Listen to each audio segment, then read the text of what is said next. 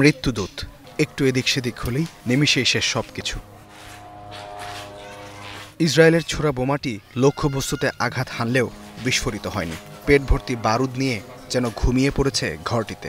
ছাদহীন ধ্বংসপ্রায় ভবনটি এখন অনেকটা বোমার উপরই দাঁড়িয়ে আছে।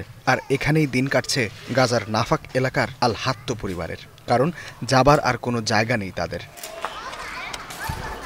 সাম্প্রতিক যুদ্ধবিরতির পর আল হাত্তো পরিবারটি যখন বসত বাড়িতে ফেরে, তখনই আবিষ্কার করে এই বিশাল বোমাটি ঘরে দেয়ালের ভেতর আটকে আছে। পরে জানা গেছে এটি যুক্তরাষ্ট্রের উৎপাদিত মার্ক 84 বোমা, যা একসঙ্গে ধ্বংস করতে সক্ষম বিল্ডিংয়ের পুরো ব্লক।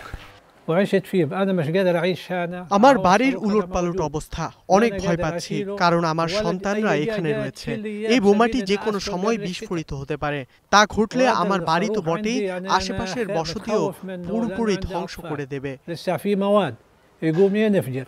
আল হাত্তো জানালেন, বাড়ির উপরের তলায় একটি ছোট অংশ পরিষ্কার করে কোনোমতে থাকার ব্যবস্থা করা হয়েছে, কিন্তু নিচ তলাটি এখনও বন্ধ, কারণ সেখানেই রয়েছে বোমাটি। বহুবার কর্তৃপক্ষকে অনুরোধ করেও কোনো সাহায্য পাননি তিনি।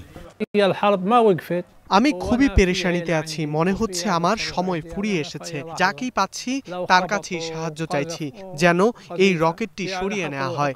আতঙ্ক সত্ত্বেও এখানেই বসবাস করছি, এছাড়া আর কোনো উপায় নেই। বোমা অপসারণ না হওয়ায় আতঙ্কে প্রতিবেশীরাও। তারা বলছেন, যদি এটি বিস্ফোরিত হয় তাহলে পুরো এলাকা মাটির সঙ্গে মিশে যাবে। এখন একটাই চাওয়া, আমাদের ঘরগুলো এবং এখানে থাকা মানুষদের আমাদের রক্ষা করতে হবে। এই বোমাটি কোনোভাবে বিস্ফোরিত হলে পুরো এলাকা উড়ে যাবে এবং সবকিছু ধ্বংস হয়ে যাবে।